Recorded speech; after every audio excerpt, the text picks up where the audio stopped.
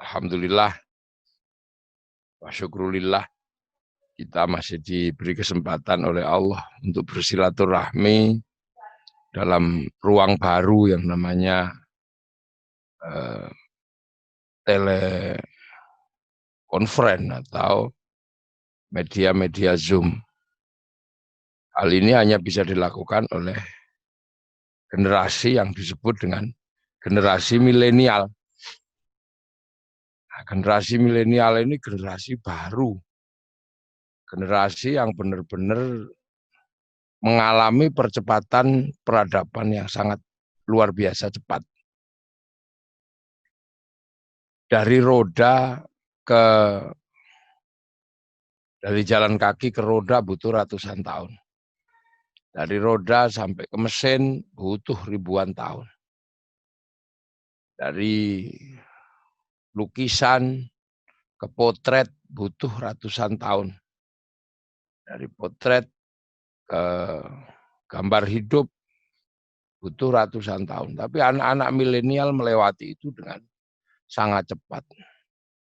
Nah, percepatan-percepatan ini tidak menjadi persoalan bagi anak-anak milenial karena mereka terlahir dalam situasi di mana melanjutkan sebuah peradaban yang sudah jadi dan sudah matang.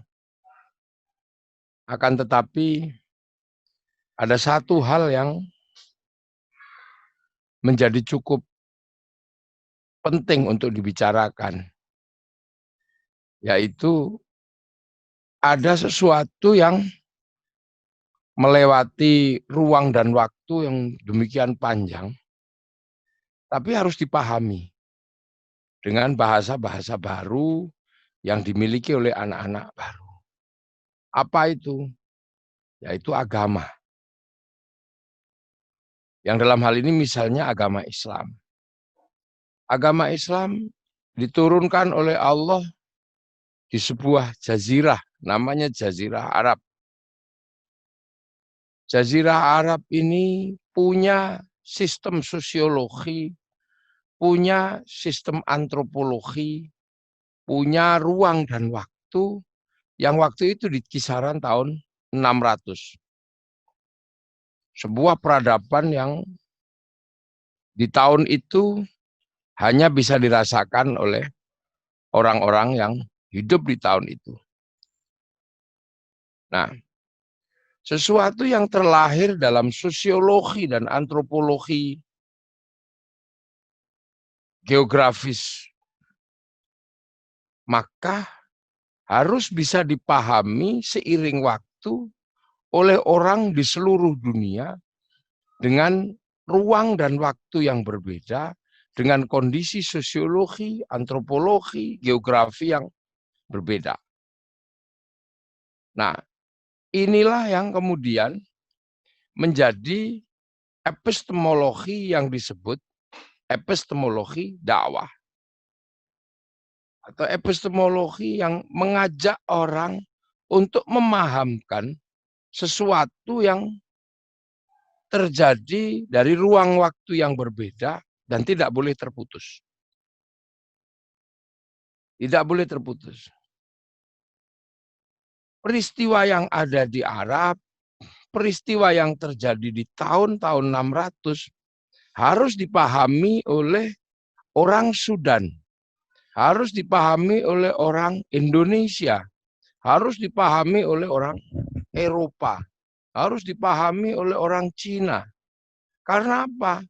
Tuntutan peradaban Islam adalah tuntutan yang harus dikeluarkan dari peradaban lokal di Makkah waktu itu untuk sampai kepada sebuah peradaban yang dikenal dengan peradaban rahmatan lil alamin. Nah, itu makanya kemudian perangkat-perangkat keislaman itu menjadi demikian banyak. Untuk apa? Menghubungkan antara sesuatu yang demikian kondisional di tanah Arab waktu itu dan kemudian harus dipahami oleh satu kondisi yang ada di tempat-tempat yang berbeda. Makanya lahirlah disiplin ilmu yang mencoba terus membangkitkan dan memaparkan apa itu Islam sesuai dengan kondisi di mana Islam harus dijelaskan dan diajarkan pada manusia yang mengalami lintas generasi, lintas geografi, lintas sosiologi, dan lintas antropologi. Nah, itu kata kunci yang harus dipahami dulu. Karena kalau tidak, kita akan terjebak. Gitu. Terjebak apa? Memaksakan peristiwa-peristiwa dengan pemahaman-pemahaman yang tidak berubah dan tidak bergerak. Seperti dogma-dogma. Makanya di dalam Islam ada yang namanya akidah dan ada yang namanya fikih. Ada yang namanya tasawuf, macam-macam perangkatnya, dan itu perangkatnya beda-beda. Nah itu, makanya di sini lahir, misalnya kayak di Indonesia, lahir pondok pesantren. Pondok pesantren ini sebenarnya adalah upaya yang berasal dari lokal wisdom, lokal jenius untuk memahamkan Islam yang perangkat-perangkat dasarnya adalah perangkat-perangkat menggunakan Arab. Nah ini makanya ada yang kemudian bikin pondok pesantren, bikin madrasah. Tuh, itu yang mesti dipahami. Nah, pergeseran dan pergerakan ruang dan waktu ini menghasilkan segmen-segmen pengetahuan, lapisan-lapisan pengetahuan yang sangat berbeda-beda tergantung ruang dan waktu. Makanya kalau berbicara tentang urgensi dakwah milenial, ya bagaimana menyampaikan idiom-idiom Islam pada orang yang hidup di generasi seperti ini. Nah, itu butuh kecakapan-kecakapan dan bahasa-bahasa tertentu.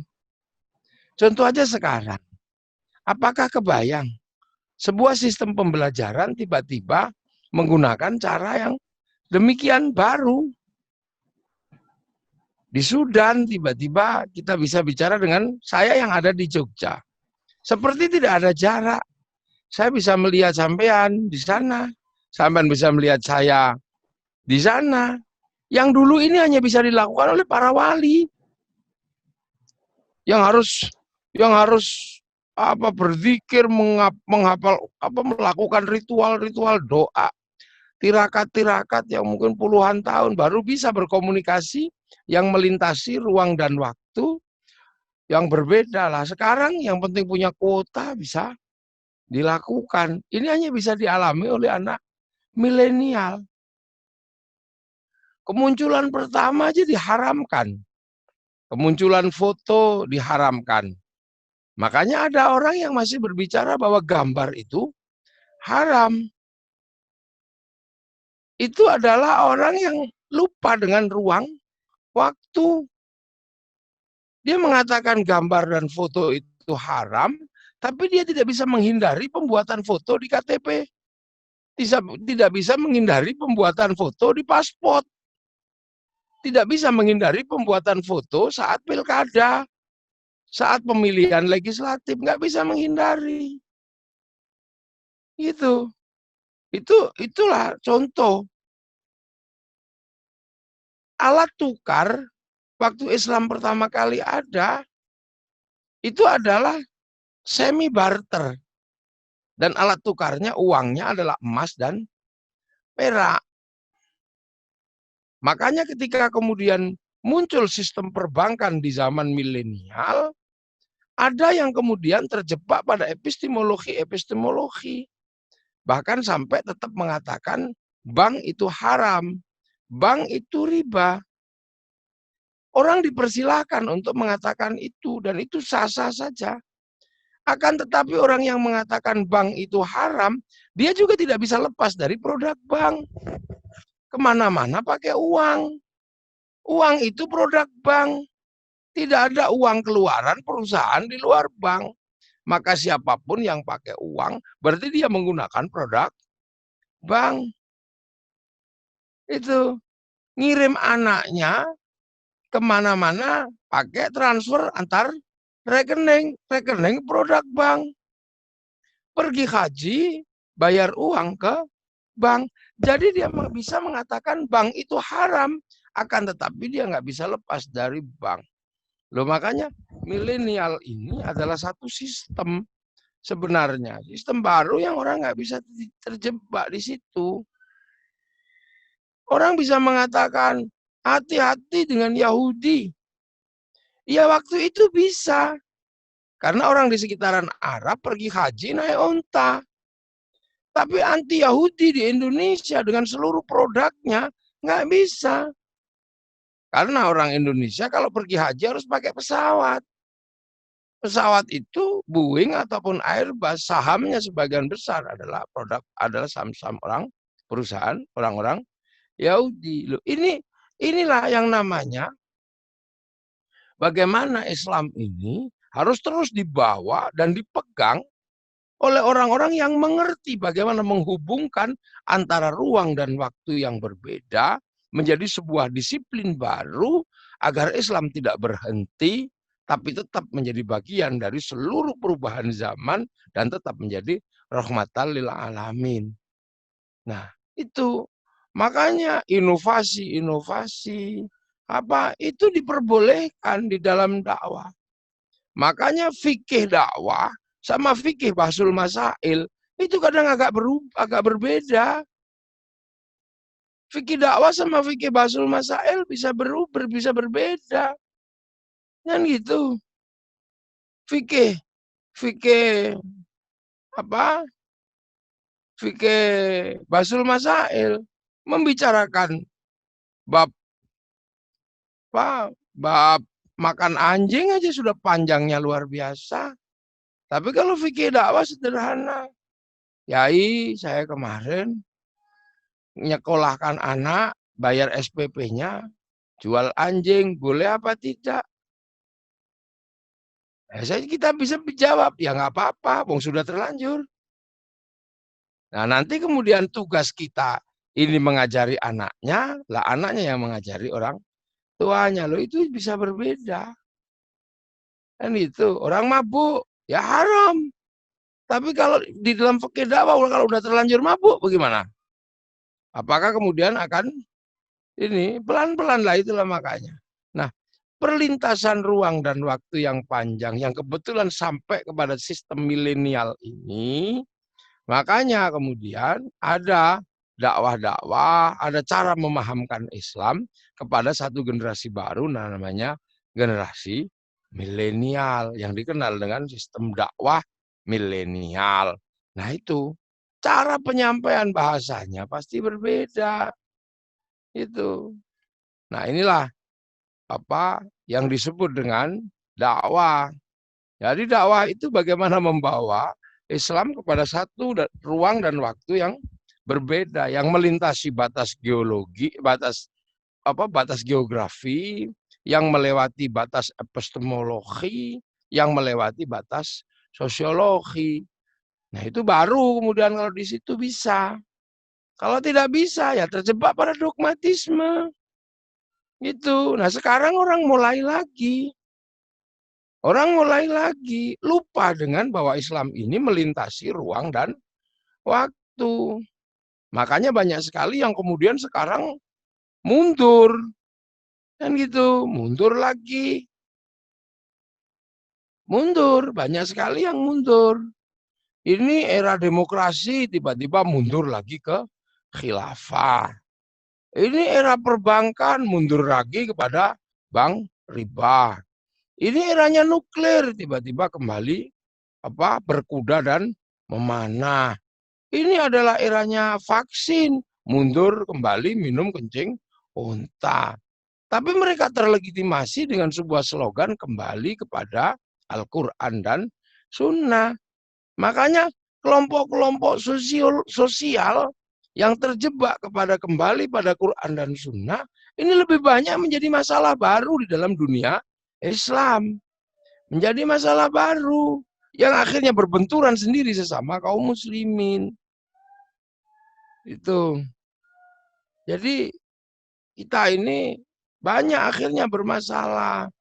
ISIS kenapa bermasalah? Karena mencoba kembali kepada sebuah sistem yang sudah pernah dilewati. Yang mereka sebut sebagai sebuah sistem khilafah yang dibaiat, itu sudah pernah dilewati. Kalaupun nanti itu akan menjadi ada karena bagian dari tanda kiamat, sesungguhnya tidak perlu diperjuangkan, nanti juga tahu-tahu ada sendiri. Begitu mendekati kiamat, khilafah itu pasti ada. Tapi tidak ada perjuangannya, ya udah biarin aja, nanti tidak terjadi dengan sendirinya seiring munculnya Imam Mahdi. Nah, ketika kita menolak khilafah ala minhajun nubuwah model Hizbut Tahrir yang disebut khilafah minhajun nubuwah, dianggap kita anti-Islam dan lain-lain nih. Ya itu makanya mereka kadang bercerita kembali tentang kiamat sudah dekat agar nyambung. Nah, cara-cara seperti ini sampean sebagai para mahasiswa harus bisa memahami idiom-idiom lama dibangkitkan kembali. Itu idiom taubat bangkitkan dengan idiom hijrah. Itu idiom-idiom jilbab dikembalikan pada idiom-idiom hijab. Makanya akhirnya banyaknya bermasalah. Nah, itu seorang yang lihai dalam memahami ini akan bisa menjelaskan Islam dengan ruang waktu yang berbeda dengan tidak kehilangan yang namanya akidah. Itu. Nah, inilah yang penting misalnya. Tuh. Nah, mungkin itu dulu yang bisa saya sampaikan, kita bisa sambung dalam ruang yang namanya diskusi atau kita sharing ya. Makasih. Assalamualaikum warahmatullahi wabarakatuh.